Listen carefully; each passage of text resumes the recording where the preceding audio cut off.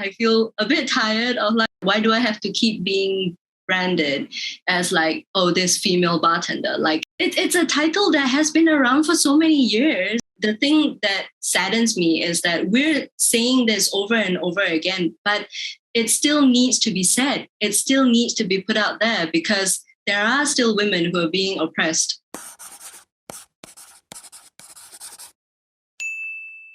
You're listening to Foodie Canteen. I'm your host, Castle Lim. We're back with Season 2, where I sit down with Southeast Asia's leaders, entrepreneurs, and content creators in the F&B space. This podcast is where you learn about their trade secrets, or maybe you just find them as your next-door neighbor.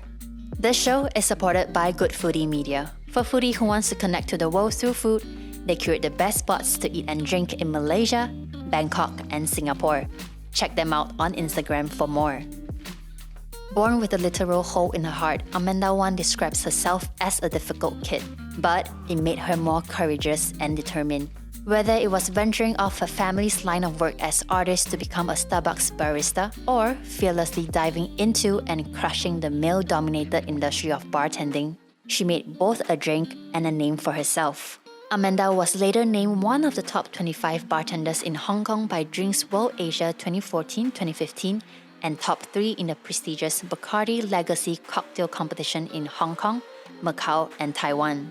The first time I had ice cream was actually at, was it a Swenson's or a TGI Fridays? And my parents were very, very cautious and just gave me one spoon to try. And I was like, oh, what is this thing that is like cold and flavorful and sweet and melting in my mouth? And yeah, I think that got me hooked onto not necessarily just sweet things, but really just to explore flavor and how I would react with it, and, you know, sort of resonate with it. And yeah, very lucky kid. I grew up with two grandmothers, my popo and my mama, both whom are very accomplished cooks. Yeah. One also a very accomplished baker. So I had the best of both worlds. I had all the savory things and I had all the sweet things, and then I turned into a very round kid.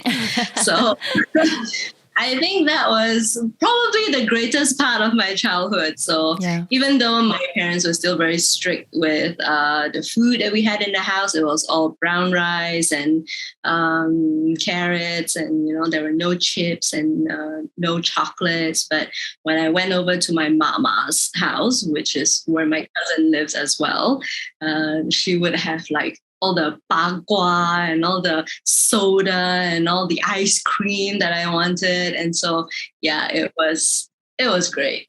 Yeah. You kind of grew up with boys and did a lot of boys' activities, right? Oh, yeah. In our neighborhood, there were a whole bunch of other kids, but a lot of them my age were boys.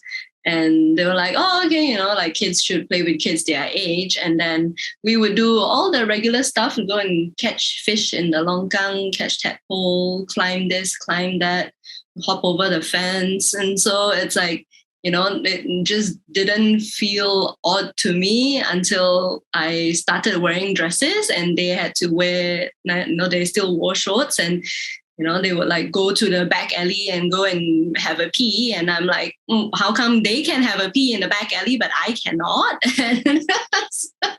So it's just like nonsense, things like that. But just never felt like I was too different from them. You know, like all the things, you know, we went to the same school, we would like eat the same food and would play at the same time in the same places. And so like, yeah, I think I can say I was a bit of a tomboy to begin with, but I also like my pretty things. And so I would come back with like the most scuffed up like socks and dresses and shoes, and my mom would be so upset. But she never did much about it. So yeah, continue lor. So fast forward, you went to school for arts and design and you decided to take a break from it. What did you do during that break? So my dad is an artist, and we're a very creative household. We'd always had, he would have like arty Sundays with us, and my brother and I would be painting things or making things, and we had like just a lot of crafty things going on. So I always thought like, okay, this is my calling. I'm going to be an artist and I'm going to like show the world my art. And then of course I enrolled into art school and then realized, oh, if you're going to be an artist with traditional media, you have to be very, very good. If not, you're not going to make any money. And then everyone else was going into digital art, like advertising. They were doing a lot of graphic design. And I'm not very good with computers, or maybe it's the introverted extrovert in me where it's like, I need to be around people. I can't be on my own all the time. And so before I decided on my major, I thought, let's just take a step back and see if I am actually going in the right direction, whether or not there are other things out there for me to consider. And so I told my mom I'll take a year break, and it's like, okay, what I'm going to do for a year, right? And it's not like I'm going to get any allowances. And so I thought, maybe I should get myself a job. But like, who's going to hire me? So go out, and then, thank goodness that was when Starbucks was still very good in their training. I don't know about now because I haven't worked at Starbucks in a long time. But back then, I was very lucky to have walked into the Wanutama New Wing Starbucks. Woo! That's so long ago. Oh my gosh. So I went in there. I was like, I'm looking for a job. Will you guys hire? And they're like, yeah, sure. They had a chat with me and then sent me over. And the great thing about that was I was put into a very structured beginning for F&B. So at Starbucks, they have like three or five consecutive days where it's full day training. You're at the headquarters. You're at the office where they have the entire machines and the setting of the cafe all set up, and they put you through a very extensive sort of how to make coffee, how to taste coffee, how to work, what's the flow, and how do you call out drinks and all these kind of things. And so I was very, I think I was very neatly guided into F&B instead of like, going straight into working for a Chinese restaurant and just like running like a chicken without head. And after that, they also had a workbook that you had to complete within the month, which further followed up with, all the standard operating procedures. What is the verbiage? How do you greet people? And I just felt like, oh my gosh, this is a whole new world. And it forced me to talk to people. It's like, I'm like, oh, I can't stay behind a computer screen all the time, but put me like front and center in front of people. I'm like, oh no, what am I going to say? And so like practice makes perfect. And I realized also that my passion for food could kick in this area. Passion for flavor, because not only did they have like all the ice blended coffees that you want, and you can have 3 a shift. I also got very fat on that job. And they also had a coffee tasting, coffee pairing program, coffee tasting, and it's sort of like cupping sessions with regulars, cupping sessions with consumers who are in the store. And not only do you learn how the different brewing methods would produce different flavors, and then with all these different flavors, what could you pair with? Well, of course, you start with the food that is already in the store, whether it's sweet or savory or cakes or muffins. And then also I guess I was quite lucky, as in the people at my store were quite passionate about this. And so we would actually go down to the supermarket and go like, oh my God, I think like this Sumatra like will go so well with like, just like grilled mushrooms, like toasted mushrooms. And then we would go and buy like a bag of buttered mushrooms and slice them up. And it's like, oh, where do we get butter? And we're like, go to the restaurant next door and go, hi, can we have some butter? Like just a bit, because we want to try something. Yeah. And so like we started just, the grill that we would use for just like ciabattas and stuff like that, got used for so many different things. Wow. And yeah, it was a very fun time. I think it was the perfect combination of a team of peers who were like equally excited about the program, and also customers who did not think we were completely insane. And they were like, yeah, okay, we'll go with it. Until today, I don't know if we sort of broke any rules for like food safety, and that you can only serve food that is being delivered to your store, or so it's like more relaxed way back then, but you're not sure about now. Yeah, now is a bit harder. Now it's like everything needs to go through an approved purchasing source. Everything is very controlled. So back then the environment was a bit more relaxed, and so we could do what we did. How did you transition from making coffee to creating cocktails? It's an unnatural transition, but also a natural one, because for me, I feel like coffee was giving me so many different spectrum. Yes. So there's just like such a huge spectrum of flavor when it involves just one thing. Beans, right? And so many people think that coffee beans can only be brewed one way or tasted one way or be in one drink. But of course, now with the rise of third wave coffee, we all know that coffee is much more than that.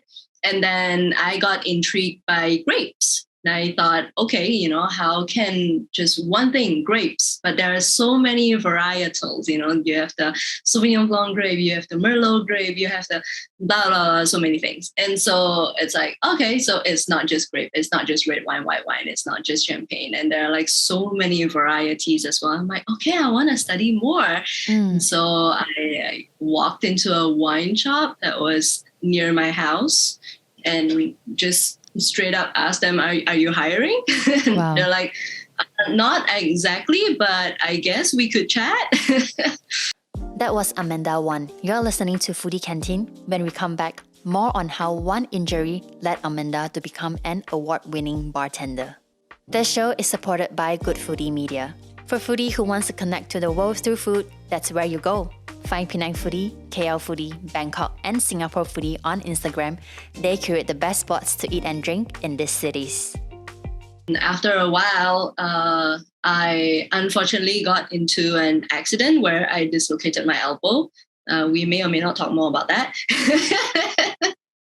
And then while I was recovering, of course, I got laid off from my job because I couldn't carry wine crates. Arrange them with a broken arm. And then when a friend was doing work with 789, which is owned by the Sold Out Group, he was like, hey, they're hiring. Do you want to go try out? And I'm like, I don't know how to make cocktails. I can make like juices, I can make coffee, and like that's about it. And he's like, yeah, it's okay, they'll teach you. And I was how like, old were you like during this transition when you're thinking maybe I should go into cocktails? 18, 19. Yeah, just past the mark where you can legally work with alcohol. Yeah.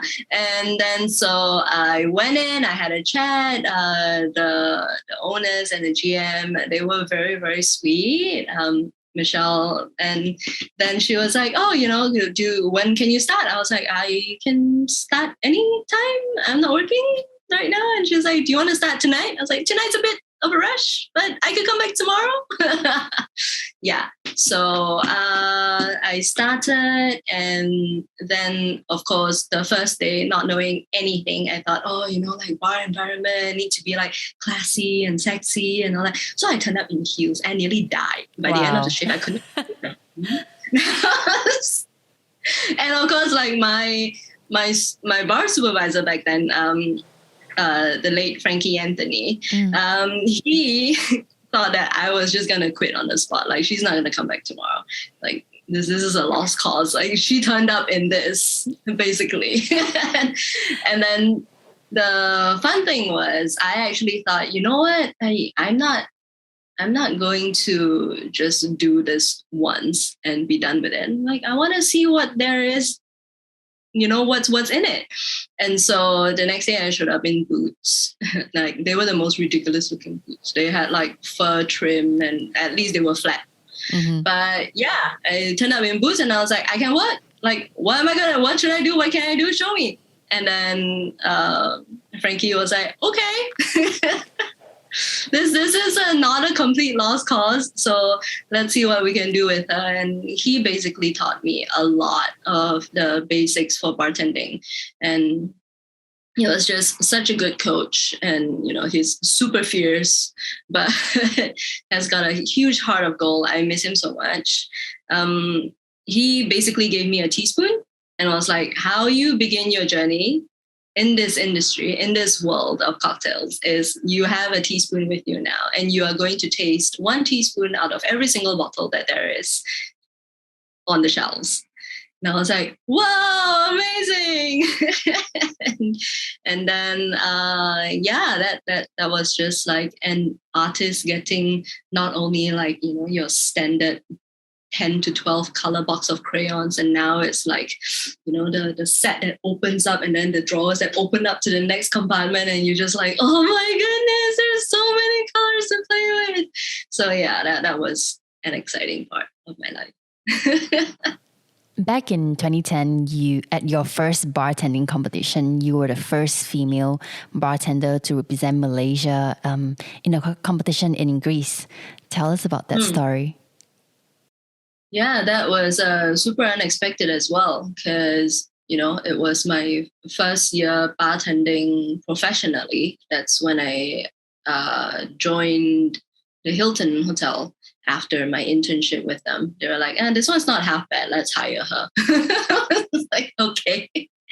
And I basically just did what I felt was right. Like, I tried to put together drinks that I felt were tasty and were things that I would drink and I would be happy with. And I think the lucky thing about being Malaysian is you are just naturally warm and friendly, and people would gravitate towards you, and you don't feel like it's hard to make friends or make people feel at ease. And you're just natural, because we're chill, right? And we like to eat. Like, this, what's the what better combination can you come across? So yeah, I went for it because my senior Sean Chong actually competed in it the year before me. And so he could show me a little bit of like what is expected of me. And I was like, okay, so let's try this. And went from 1 round to the 2nd to the 3rd and all the way up to the finals in Singapore. And they were like, okay, when they announced the winner, I was like, really? Okay. So yeah, when I went there, my eyes were just like, my mind was blown. My eyes were open so wide. I think my jaw was on the floor or, in my hands the entire time, because you were, meeting some legendary people for the first time, like late Gary Regan, and then there's Dale DeGroff and all these people who actually wrote the cocktail books that were the fundamentals of my learnings and stuff like that. And just being able to see them in real life was like, oh wow, okay.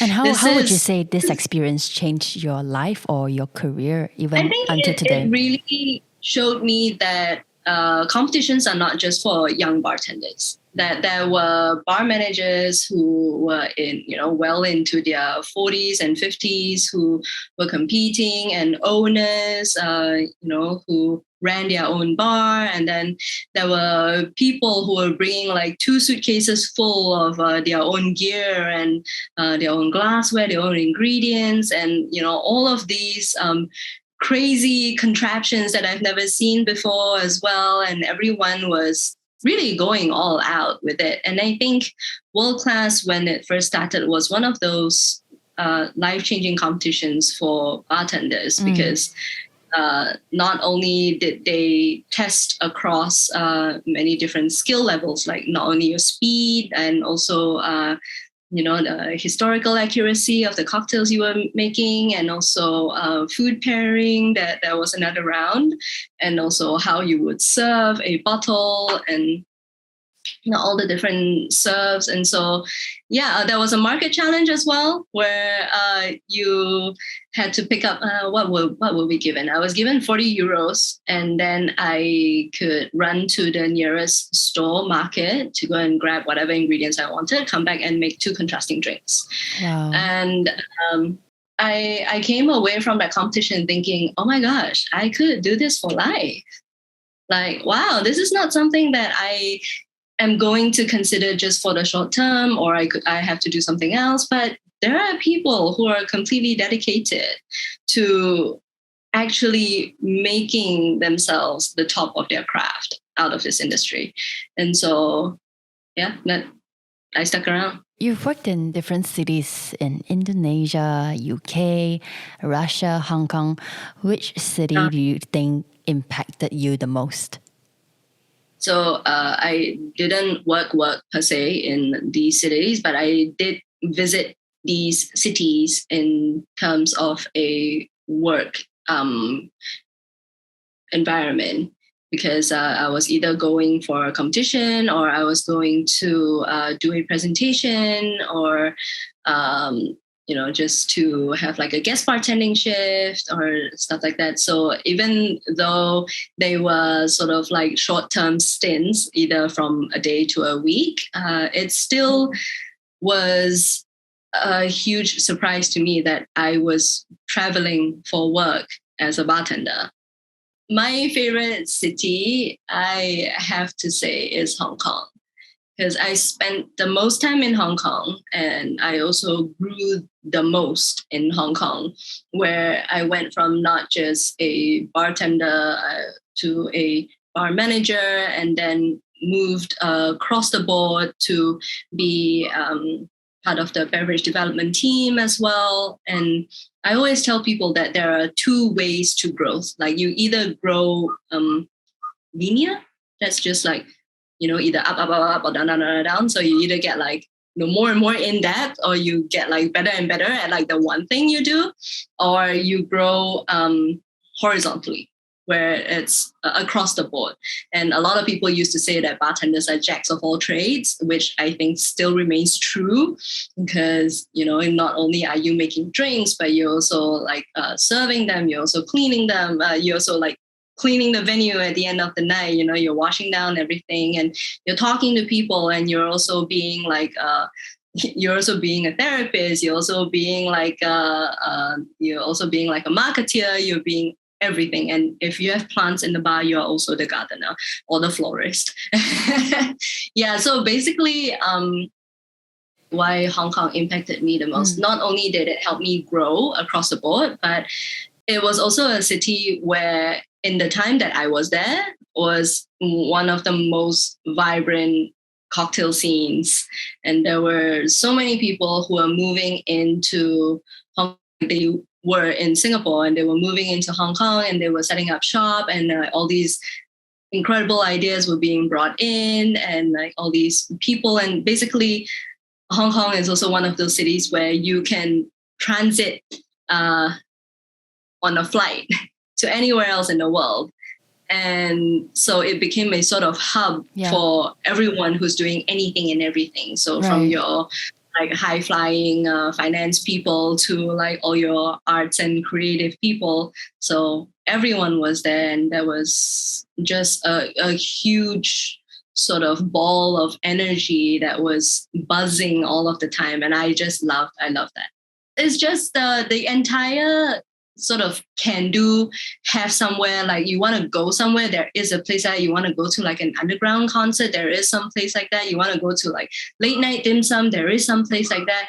Like you want to get these stamps for your initials and things like carved in jade. Like, we know someone on the street corner who does that. And so that Hong Kong is such a city of can do. Like everything that you wanted, you could find somebody who was making it or supplying it or bringing it in, or And do you think that can do spirit shape who you are today, even though you have moved away from the city? Basically, also if you were not fast enough, you would be left behind. And if you get left behind, you also get trampled on. It's very hard to like get back onto the course of things.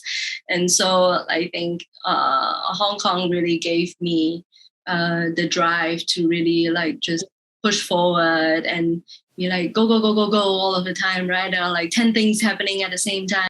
You've created many unique beverages, from Dewdrops of the Heart, which is a pandan flavored drink, to Constance, that's made with wasabi and jasmine tea. How do you come up with these unique ideas? Like, what's your inspiration behind them? I think the funny thing is a lot of my inspiration is food. Like a lot of the time I'm eating something and I'll be like, oh, maybe this can pair with that. Like, why don't we try? I don't know how it's like, or like, let's just give it a go.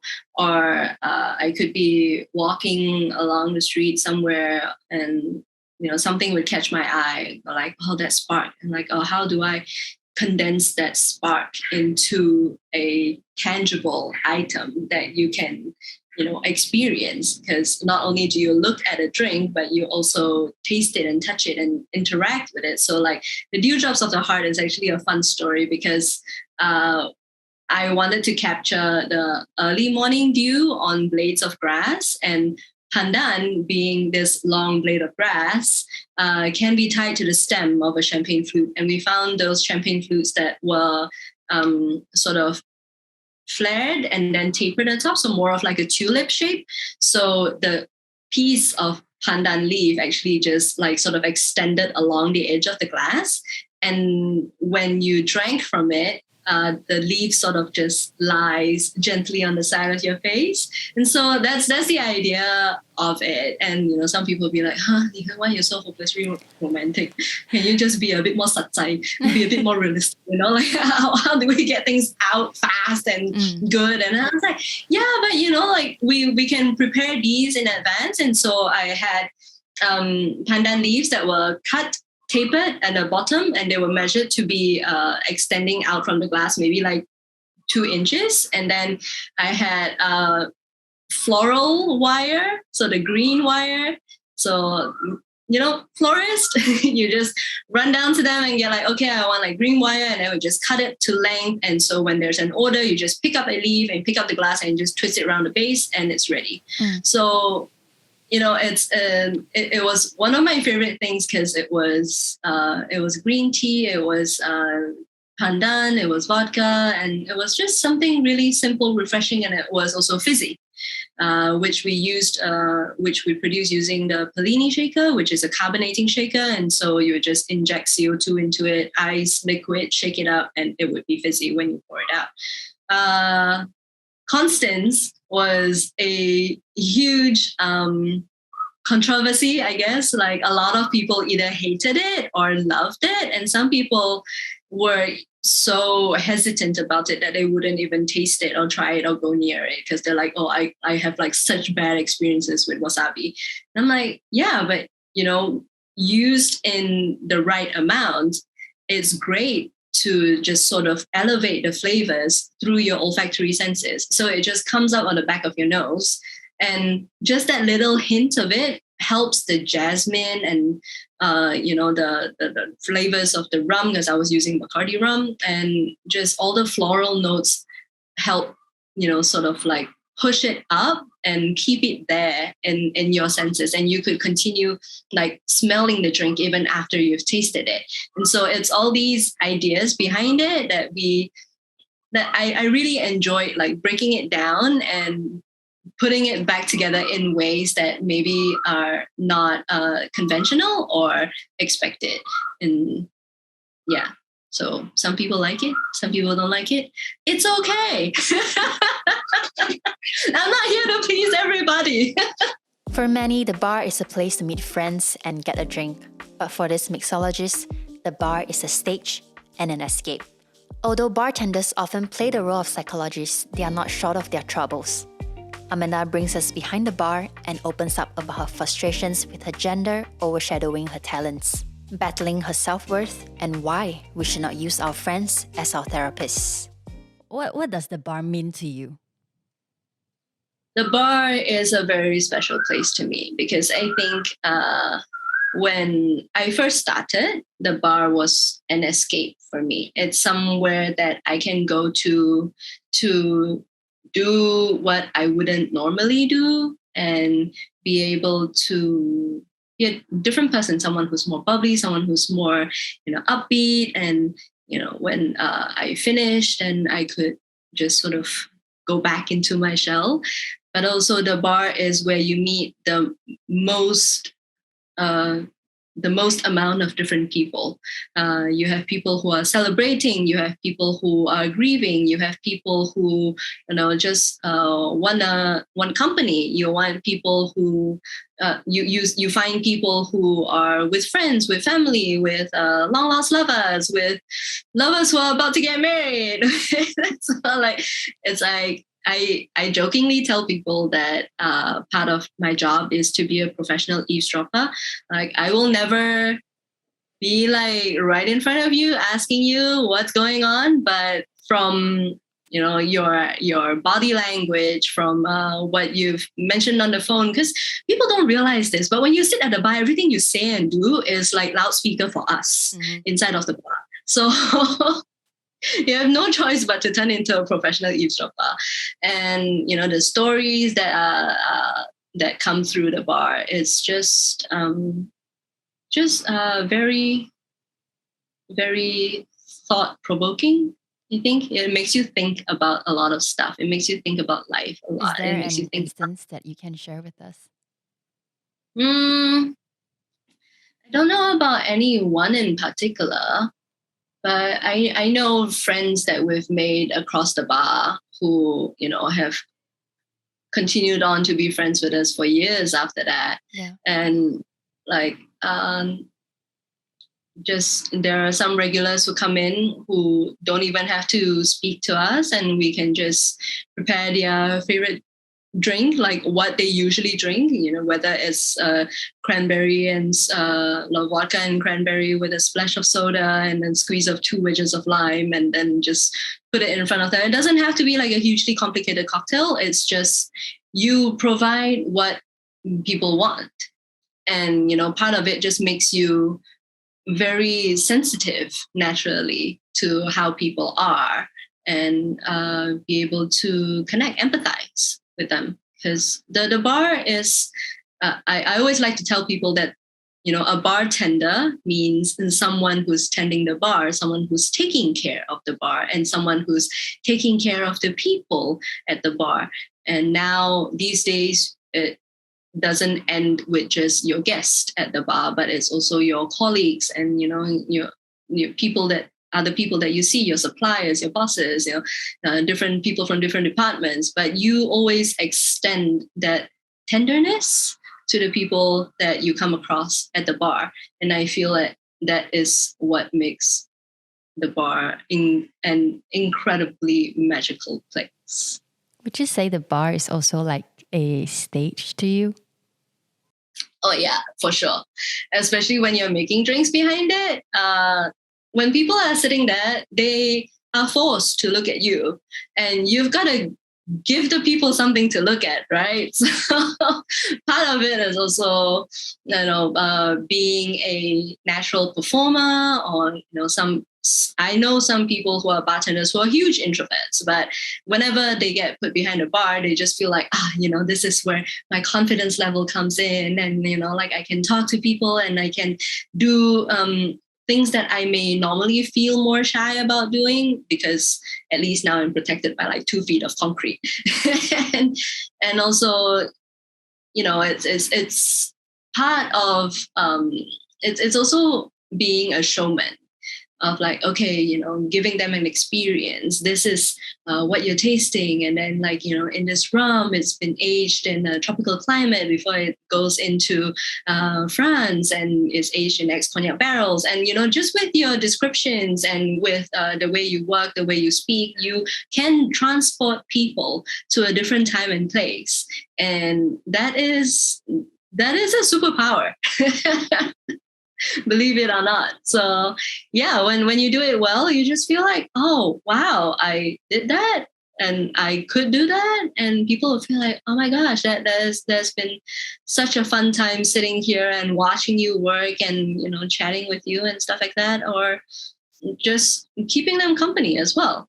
Like the who was it? A friend asked me, how do you qualify to become like a favorite guest at the bar by bartenders? Like sometimes you get free stuff, sometimes you get like treated differently, and I'm like, well, it's as simple as being just nice.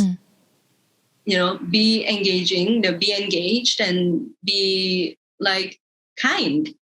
Kindness is something that people overlook so much these days, where it feels like, oh, you're just you're in the service industry, you should service me. But they forget that part of what gives us joy is to be able to be of service to other people. Being of service doesn't mean being a slave. Being of service means I have the opportunity to make your evening or your hour or however long you're spending at a bar a better part of your day. And some people associate the bar with like pub, a club, or partying. Are there any parts of this stereotype that's not true? People mistake the bar for being just a pub because that is what they're most used to for so many years, right? Cocktail bars, I think, are still evolving and still growing, and customers, guests for cocktail bars are still growing as well as they learn more, as they want to explore more. And back in the day, I think when I first started, my parents probably thought I was just working like at some seedy sports bar or like some sort of Feng Tao nightclub. Like, no, actually, this is really nice. It's really nice and proper. So I was like, don't believe me, come. And so they did come and sit at a bar, and I hosted them, made them drinks, and ordered them food and all that kind of stuff. And they were like, oh, this is a really nice environment. I'm like, yeah, I wouldn't want to purposely put myself in difficult positions. And thank goodness for most of my career, I've been able to work at places that were very professional, where I didn't have to have bouncers throwing out people who were trying to climb over the bar or like starting a fight. I have to call the police. And I think I've been quite lucky in that sense. I'm also the kind of person that I don't like conflict. So if I work in a place that has a chance to get very messy, I would get myself out of there before it happens. So for our older generation, I think they still have that association of the bar being a place of vices, of gambling, of like drunkenness, of like, lewdness and bad language and stuff like that. But it's evolved. It's very nice now. Go out to a cocktail bar near you and experience it for yourself. How do you think the industry's perception of women in bartending has changed ever since compared to when you first started and now? I always feel like that's such an odd question because women have always been in bars. Women have always been making drinks as well. They're just not as highly publicized or, as well known, so to speak, just because they're, with time and what it was. And it was just that men were traveling more or, held ownership of more businesses. I'm talking about like back in the day. They only allowed you to be a certain stereotype, right? It's like you have to be cute and bubbly and cheery and just like fun-sized and fun all of the time. And you're not allowed to have serious conversations or, have more deeper thoughts and stuff like that. But I think that is not just in the bar, but in general, where these days more and more women who are in control, in authority, in power are able to just embrace that and not feel like, oh, I'm an outsider or something like that. When I started, I was very, very, very fortunate, actually, that my fellow bartenders just treated me like another brother. And it just felt like, I was playing in my old neighborhood when I was a kid. And, we were just all doing the same thing. And they're like, you can do what you want if you work for it. And they're like, and she's willing to put in the hours. She's willing to put in the blood, sweat, and tears. And so they're like, yeah, you're one of us. And these guys were just they play such a huge role in my early bartending career to not make me feel like I was different, that I was limited to the things that I could do and would do. I think it was not until probably 6-7 years ago that I felt like I don't have to conform to what others think a female bartender should be. And I don't have to be wearing a shirt, vest, and tie to look like a bartender. I could bartend in a dress. I could bartend in heels if my feet allowed me to. I could bartend in anything I wanted. I could just be who I am unapologetically, and people would accept it. And so, it really saddens me that in many countries still, guests who come to the bar would say, oh, you're a female bartender, so you're not used to making drinks that are strong or manly. And so like, I want a guy to make my drink. And it's like, yeah, sure. And I'll get my male colleague to make you a drink and we'll put a pink umbrella on it with a flamingo on the side. So like, I don't know why there's still this group of people who are very afraid of things not being the way they perceive them to be. And so to that, we're like, well, you're on your own there. We're living our lives. That's who we are and who we want to be. So either get on with it or don't be a part of it. And we're okay with that. Right now, you're based in Singapore with Shangri-La Hotel. What are your day-to-day tasks? It's been good. I've been like slowly getting my feet back under me because I haven't worked a full-time job in the last 2 years. It's been part-timing and really just, getting back on my feet again. And I feel like so many of us have been through the go nonstop. And then when the pandemic hit, a lot of us were either out of work or staying home or had our work like vastly cut down. And when I first moved here, people were like, oh, why don't you get like a bar manager role or get like, a leading role and, take over, or like we're opening a new place, like we want you to head it and stuff like that. But I feel like I wasn't ready to go all in again because I've been sort of, half in the water, half out of the water. And I was actually planning to leave the industry to go become a teacher because I really love working with kids and I was teaching Sunday school for many years. And I felt like I didn't want to put myself under that pressure that will cause me to crack again. So I thought it would be great to be an assistant. So I'm an assistant manager to my beverage and bar manager, Adam, who is incredible. He's amazing in terms of managing his team and just making sure that each one of us is taken care of. And he was looking for someone to assist him in the day-to-day tasks of managing training modules and putting out just more tasting sessions and stuff like that, and just being able to champion the program that the bar stood for.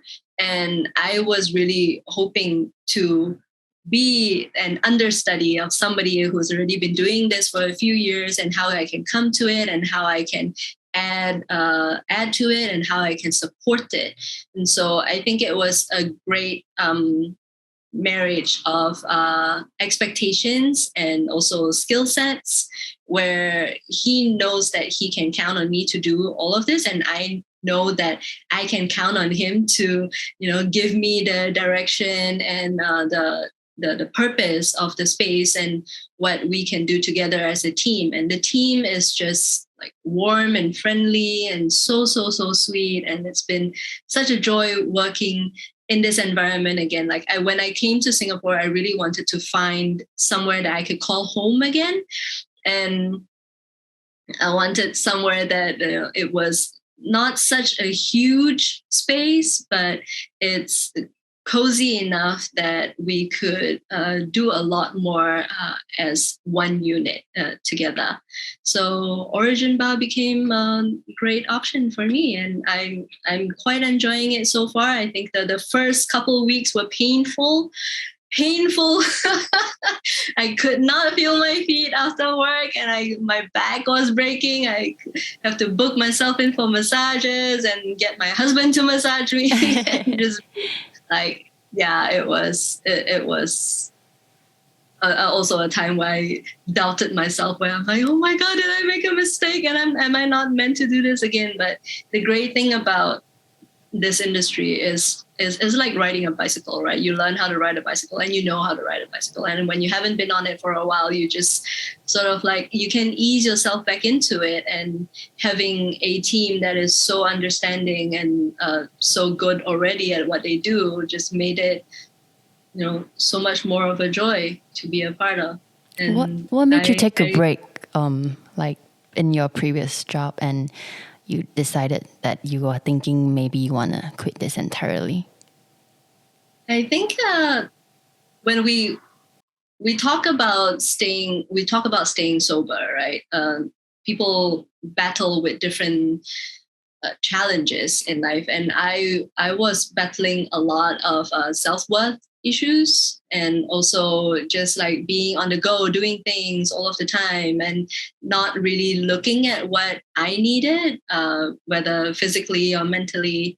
And I wasn't eating properly. I wasn't making sure of my sleep cycles and stuff like that. And so everything just sort of crashed in on itself, and I started having like digestive issues, and all of this is all like symptoms of anxiety. And so I thought, what, maybe I've already come to a point in my career where this is like enough for me. And people are like, and people can be so nasty, and people can be so demanding, and just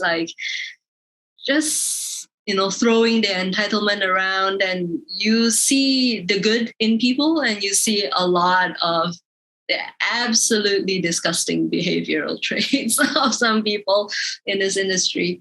And I think I really wanted to just shift the entire focus to more innocent hearts and minds. And nurturing yourself. Yeah. And sorry? Nurturing yourself.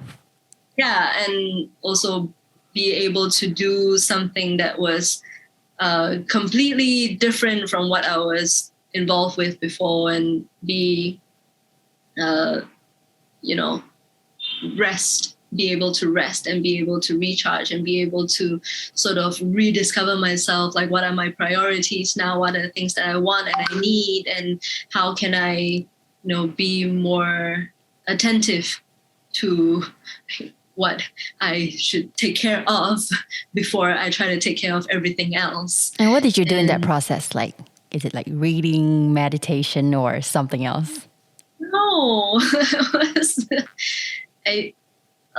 Some people would say, oh, you have to surround yourself with people who can love on you, people who can pray for you, people who can, all of these being part of a community thing. So I felt like what really helped me was to be in touch with a counselor. So a friend of mine actually started a mental health startup, my friend Joan, and it's called Thoughtful. And it puts you in touch with a counselor on a daily basis, Monday to Friday, short, maybe 30 minutes, an hour, but someone that you can chat with on a constant basis, someone who can guide you in processing not only like your thoughts and your emotions and what you're struggling with, and also give you like clear guidelines on how you can work through it, how you can identify it, and how you can be better at it. And so the kind of person that I like clarity. I like to know exactly what I need to do, what I have to do, what, I like blueprints of things. I like standard operating procedures. I like things that are written out, like clearly step 1 is this, step 2 is step 3 is this. And so to be able to really like unpack everything with somebody else who has, zero investment in your life, like they don't have to be invested in it, but they are going to help you to process all of this with so many things going on with pandemic, with Black Lives Matter, with, Asian hate, all of these things just sort of like snowballed. I remember seeing a comic of someone going like, oh, regular anxiety. And then COVID anxiety, financial anxiety, no, everything just sort of like piled on. And suddenly you're just like, no, I'm losing all my marbles. But it really is, there's no shame and there's no harm in asking for help. And there's, not everyone has this all figured out. If you're okay without a counselor or a therapist, then that's great. And if you would like to see one, you would like to get to know like how someone else could help you go through all of the things, then yeah, the worst thing is when you treat your friend as your counselor. Because and I'm sure a lot of us are doing that. Yeah, that friendship is not going to last very long because one person is definitely going to feel like they're giving too much and the other person may be taking too much and not realizing it.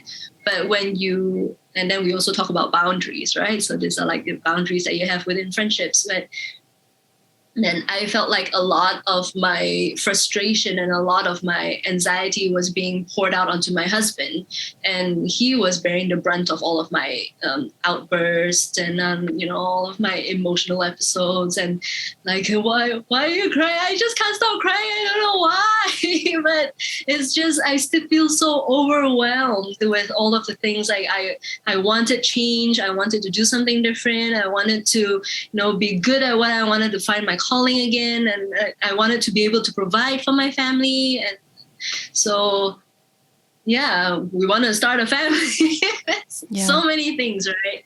And so if you feel overwhelmed, it's always good to find someone to talk to. And if you feel like you want to take it a step further to really like break down what you're going through and how you want to process it, how you want to be able to like 掌握它, how to say 掌握? To get hold of it. Yeah. So like to be able to be in control of it so that you are more aware of your surroundings and your emotions and how, you can be a functional human being again without stressing yourself out or stressing other people around you out. And it's good that with my current boss as well, he can spot that coming from me sometimes, and he'll just be like, "You just do this," and I'm like, "Okay, I got the cue." And there's power in saying like, "Hey, I need to stop. I need to rest now. Right now, I need to take a break," rather than just going on and on and on. And just hearing you say, because a lot of people like in their early 20s or mid 20s, they're like looking for their calling, And for you, you've been in this industry for 10 years now. And it's just, is the word refreshing to hear you say that after 10 years, you are so passionate about this. And after 10 years, you are still like, okay, wait, I'm lost. What's my calling now? What am I passionate about? Because you always think that it's that questioning at when you're 20 something, and then you finally found it and you do it for 10 years and yay, is the highway. It's like, you don't just find something and then be like, okay, I'm like doing this for like the entirety of my life. Like, some people get that, but some people do also get like a second start. And some people also get like, I don't know if this is for me. And I'm like, second guessing myself now, and I don't know if this is right. And it's perfectly all right to feel that way. I think so much pressure is put on people to have like a linear growth. Like the line must be going like up. But we know it's not true. It's not linear growth. But it's not true. It goes up and down and up and down and plateau. There's a lot of plateau, and it's okay if you plateau. You get so many young people who are like, oh, I feel like I'm not learning on this job anymore. It's like,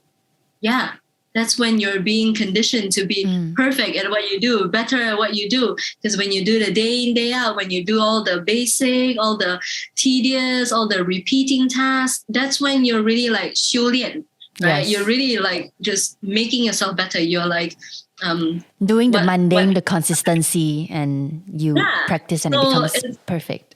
Exactly. So it's like, you need to go through periods of I can't find that word right now. Like when you're like a clay pot and you're in the fire, or like when you're molding, pruning. Yeah. So in that season, right, where you don't feel like you're doing anything great, but you're actually being prepared, or you're preparing for greater opportunity that will come. And so like all of our plateaus and our dips, and the dips are really like, you think of it as like a trampoline, because you got to go down before you can go back up, and you got to go like further down before you can go further up. And so it's this sort of like, it's all over the place. This graph is not like this. Definitely not like this. It's really going to be like all over the place, backtrack, forward, and then like, up, down, left, right, whatever. It could be like a 4D map already, if you want to think of it that way, right? It's not even 2D anymore. But there's so much pressure that's being put on just people in general, not just in our industry, to like, if you're getting older, you just have to be getting better and better and better and better and better. That is not the clear line. You have so many different shapes that can be drawn out of your own growth chart. And that makes you who you are. And that makes you unique and makes you memorable. So don't put that pressure on yourself to be just one straight line. You're not a straight line, you're a human being. Even though sometimes I feel a bit tired of like, why do I still have to keep being branded? Why do I have to keep being branded as like, this female bartender? Like it's what do you not like about that when articles write? Because honestly, when I was doing research on you, all the titles were like how this female bartender broke the glass ceiling. Like that's your title. Do you not like it? It's a title that has been around for so many years. So how would you like people to frame you now? No, the thing that saddens me is that we're saying this over and over again, but it still needs to be said. It still needs to be put out there, because there are still women who are being oppressed.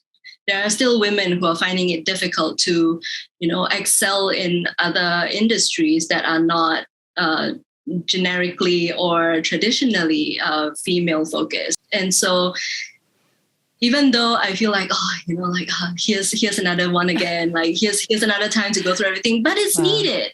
Okay. And so it frustrates you, but you know that you need to do it. You need to say it. Yeah, it frustrates me to no end. But we have to say, we have to put the word out there again, because I feel like people forget it. People move on and go like, actually, like we don't really see many female faces. Actually, you do. Yeah. Just go down to your local bar and you will see that even though they're not behind the bar all of the time, even though they're not like shaking drinks, or they're not on magazine covers or in articles, and there are still women working in this industry. And so, that really like makes my blood boil. But it's something that still needs to be done. Do you have any advice for aspiring bartenders that's listening to the podcast? I would say be aware of the people you surround yourself with, but more importantly, make sure that you have these 3 people in your lives. You'll have someone that you look up to, you have someone that you can live life with, and you have someone that you can be an inspiration to. I would say like your 前辈, your 同辈, and your 后辈, right? Because you must always have someone that you look up to learn from, to be more like, to sort of give you drive to be better. It doesn't have to be someone from the same industry. It can just be, someone you look up to, an elder who has done well in their choice of career or their choices in life, and you really appreciate it. It could be your mom, it could be your teacher, it could be Michelle Yeoh. You just have to be continually looking forward and looking upward, because there's so much that goes on in life that could pull you down. And you need to have your peers to live life with, whether it is to cry together, to laugh together, to celebrate together, to, scream and yell together, all of the frustrations in life, right? You need to know that you are not in this on your own. You need to know that there are people out there like you who are having the same shared experiences. And this is a phase that you will be able to power through. Because when we're blinded by like, oh, this is just me, like, oh, it's me again. And then like everything is just happens to me. But if you don't reach out to your friends and people around you, you're like, oh, actually, they're going through some stuff too. And how can you sort of, be a shoulder to lean on for each other through this time? And most importantly is to have someone that you can be an inspiration to, because what's the point of living if you're just gonna go through with your life? You never know, like when you're behind the bar.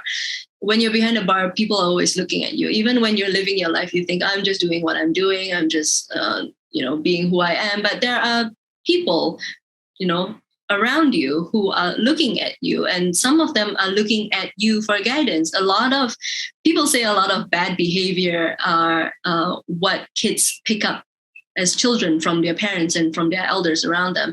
And so who you are and what you're doing, actually, without you knowing it or not, is affecting other people. And so if you can find, a junior, someone who's keen to enter the industry and someone who's hungry to learn and be able to say like, hey, I may not know all of the answers, but we could do this together. We could grow together and share your experiences, your past experiences with your junior. And so your junior could see more through other people's eyes as well, and compare and contrast with what they see and what they experience by themselves, be able to make better decisions based on all of this, the sum of the information that they will have access to. We're way past the age of 拜师. It's like, you only have one sifu and you have to follow this sifu until the day you die. Or like, I cannot teach you any of the secrets of this industry unless you pledge loyalty to me and the rest of your life. That's crazy, right? The information is so widely available these days, but filtering it and just having that good head on your shoulders to discern between, a lot of bullshit and what's right and what works.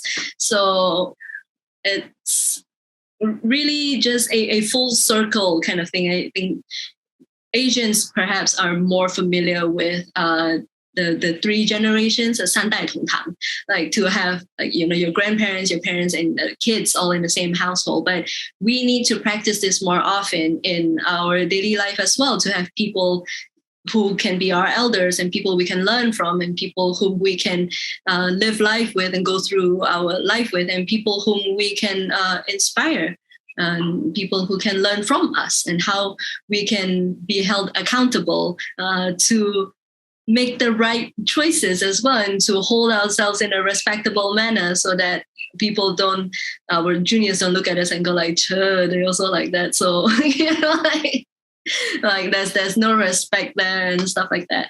But really, respect is earned. A lot of what we have in life is earned.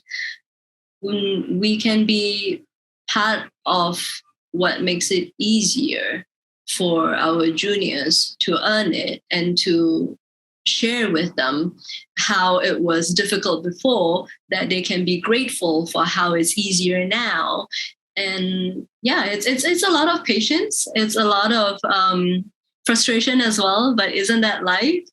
And when you feel like life has been a little bit too full throttle for yourself, just don't be afraid to take a step back. Yeah, I think that's such a sound yet powerful advice, because a lot of times we just drift through life, like enjoy work and enjoy and work.